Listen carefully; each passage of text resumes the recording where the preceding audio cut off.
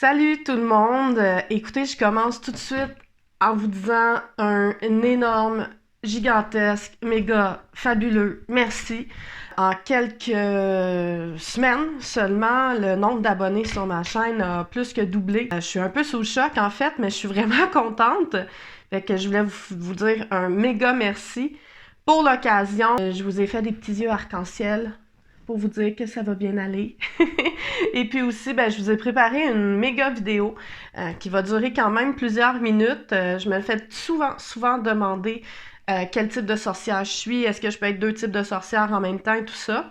Donc, je vous ai fait une vidéo qui regroupe 44 types de sorcières. Ce que je dois dire d'emblée, je sais qu'il y a plein de gens qui croient pas qu'il y a des types de sorcières. C'est correct, vous croyez ce que vous voulez. Moi, je fais ça parce que je trouve ça intéressant de répertorier des types de sorcières puis de spécifier des pratiques pour ceux qui pratiquent. Donc, c'est juste d'avoir des petits talents particuliers, puis je trouve ça légendaire, je trouve ça intéressant, je trouve que ça se raconte bien, fait que c'est pour ça que je fais ça et que je vous présente des types de sorcières. Et aussi, ça va mener à un jeu de cartes oracle des sorcières.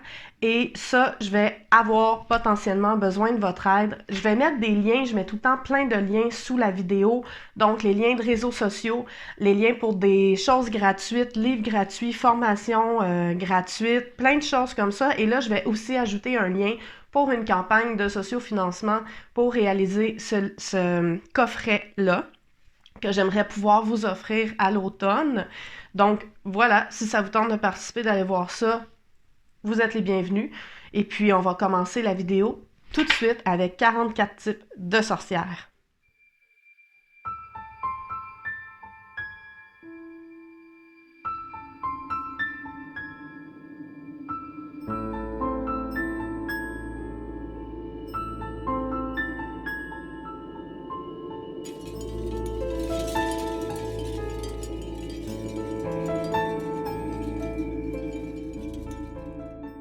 Donc, je vous ai préparé 44 types de sorcières. J'ai pris des notes que j'ai juste ici parce qu'il y en a beaucoup à retenir. Et ça se peut, vous me voyez regarder par là de temps en temps. On commence tout de suite avec la sorcière de lune. Donc, la sorcière de lune, évidemment, ses pouvoirs sont plus accrus durant la nuit. C'est une sorcière qui peut demander à la lune de réaliser ses désirs et de l'aider dans sa magie. Évidemment, elle va mettre les phases de la lune au centre de ses pratiques. Et ils vont utiliser beaucoup les almanachs d'agriculteurs pour connaître les phases de la lune et faire pousser les plantes en fonction des phases de la lune. Ensuite, on a la sorcière cosmique. La sorcière cosmique se passionne pour l'astrologie et l'astronomie. Elle utilise les signes du zodiaque dans sa pratique, les positions des planètes, l'horoscope. Elle va aussi utiliser la connaissance des mouvements planétaires pour prédire, deviner et savoir comment les énergies vont influencer les gens. Et c'est aussi une sorcière qui se préoccupe du 13e signe du zodiaque. Ensuite, on a la sorcière étoile. La sorcière étoile va comprendre à la simple vue des étoiles qu'il y a quelque chose de beaucoup plus grand que nous qui existe. C'est une sorcière qui va consulter les étoiles, qui va leur parler comme à des amis et puis qui va demander aussi en guise de signe de voir des étoiles filantes, qui va en voir souvent d'ailleurs des Perséides, des étoiles filantes. Elle a de bonnes capacités à la divination et peut diriger l'énergie des étoiles dans ses pratiques magiques. Aussi, on a la sorcière de rêve. Généralement, la sorcière de rêve a plein de journaux intimes puis des journaux de rêve. Elle utilise les rêves pour pratiquer la magie. Elle se spécialise dans l'interprétation des rêves et va aussi faire beaucoup de rêves prémonitoires. On a la sorcière éclectique. Donc, la sorcière éclectique, j'en avais parlé dans ma vidéo précédente. Elles ne suivent pas de règles strictes ou établies. C'est un mélange de plein de pratiques ensemble qu'elles vont utiliser et on va retrouver sur leur autel plein de trucs différents, plein de représentations différentes. Donc, c'est vraiment selon leur humeur qu'elles vont pratiquer. On a les sorcières enseignantes. Les sorcières enseignantes connaissent plusieurs types de magie et de pratiques. Elles s'intéressent à toutes les pratiques, mais sont surtout bonnes pour transmettre les informations et transmettre les connaissances. Elles vont un peu moins pratiquer parce qu'elles sont beaucoup plus occupées à transmettre leurs connaissances et elles vont posséder beaucoup de livres, beaucoup d'objets et beaucoup de connaissances historiques en lien avec la magie. On a les sorcières en pâte. Ces sorcières-là ressentent souvent trop, en fait, les énergies des gens et des animaux, entre autres, qui les entourent. Elles supportent mal la souffrance, le rejet et l'injustice. Ce sont des sorcières qui peuvent être très puissantes pour utiliser l'énergie, entre autres, en magie, mais elles ne se rendent pas toujours compte qu'elles accumulent les énergies des autres. Donc, des fois, ils ont un petit peu plus de misère à gérer ces énergies-là. C'est des sorcières qui fuient les conflits à tout prix. On a la sorcière énergétique. La sorcière énergétique va manipuler très bien les énergies et va pouvoir stabiliser une situation de crise simplement par sa propre énergie en entrant dans une pièce. Les gens automatiquement sont capables de se calmer et vont ressentir son énergie positive. Elle sait comment accumuler l'énergie et la dissiper. Ensuite, on a les sorcières mentales. Donc la sorcière mentale, c'est un peu la psychologue des sorcières. Elle va utiliser le pouvoir de son subconscient, entre autres, pour pratiquer sa magie. Elle a souvent des pouvoirs d'hypnotisme. Elle est capable de lire dans les pensées parfois, puis elle est capable un peu de manipuler les gens, de manipuler leurs pensées, de leur faire dire un peu ce qu'elle veut, en fait. La sorcière médicinale, maintenant, donc la sorcière médicinale, c'est celle que vous devez aller voir si vous êtes blessé ou malade. Elle connaît des tonnes de remèdes de grand-mère. C'est une herboriste dans l'âme et tout ça est au cœur de sa pratique magique. Elle a toujours de quoi sous la main pour vous soigner. La sorcière ancestrale. Donc, la sorcière ancestrale va travailler avec l'énergie de ses ancêtres. Elle connaît son arbre généalogique par cœur. Elle va invoquer ses ancêtres pour intégrer ça dans sa pratique magique.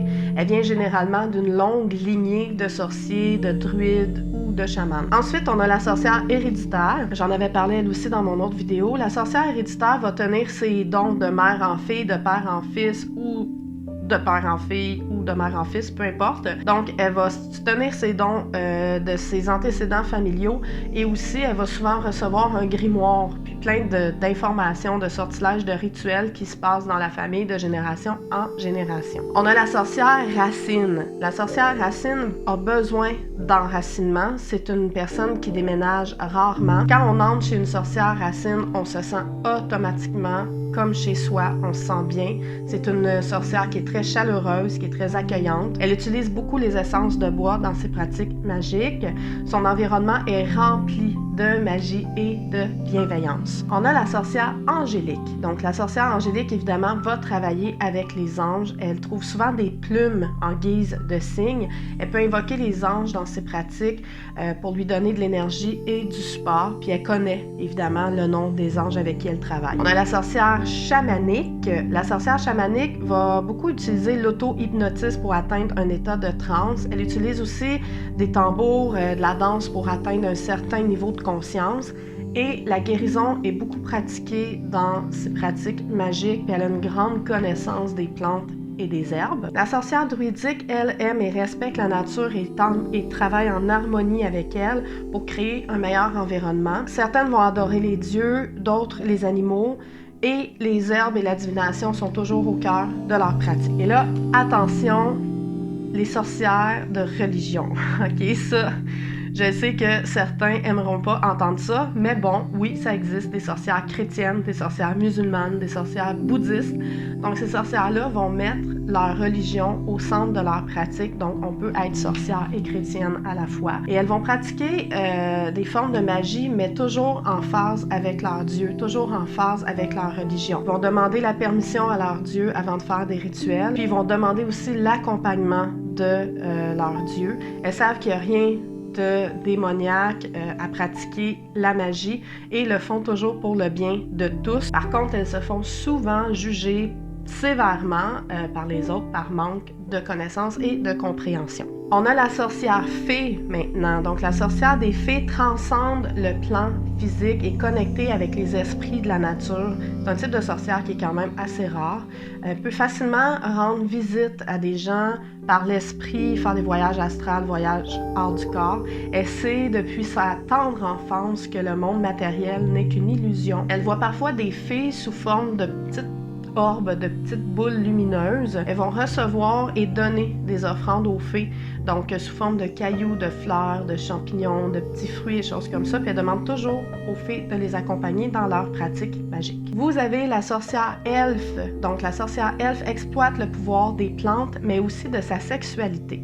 Elle transforme tout ce qui est fertile en beauté. Elle travaille avec les elfes, évidemment, et ils ont parfois des traits physiques un peu plus spécifiques, comme ça va être des gens parfois plus élancés que la moyenne. On a la sorcière des augures. Donc la sorcière des augures sait reconnaître les signes et les interpréter. Elle sait quand il va pleuvoir, quand il va faire beau, quand un malheur ou une grande joie va arriver.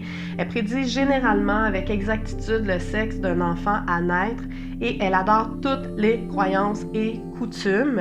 Elle comprend et voit la synchronicité partout dans sa vie. On a la sorcière des arts. Donc, la sorcière des arts a des talents artistiques très variés. Elle va utiliser l'art dans sa magie, par exemple, sous forme de peinture. Elle aime particulièrement toutes les formes d'art. Elle va avoir un grand sens de la comédie aussi. Donc, c'est souvent de bonnes comédiens, comédiennes. Elle se prête au jeu des rituels, mais toujours avec sérieux. On a la sorcière littéraire. Donc, la sorcière littéraire, vous le devinez, elle sait comment utiliser le pouvoir des mots pour arriver à ses fins. C'est une sorcière qui va avoir une grande facilité à écrire ses rituels et à les rendre poétiques. Elle va parfois parler ou comprendre plusieurs langues, sans même savoir pourquoi, en fait, des fois.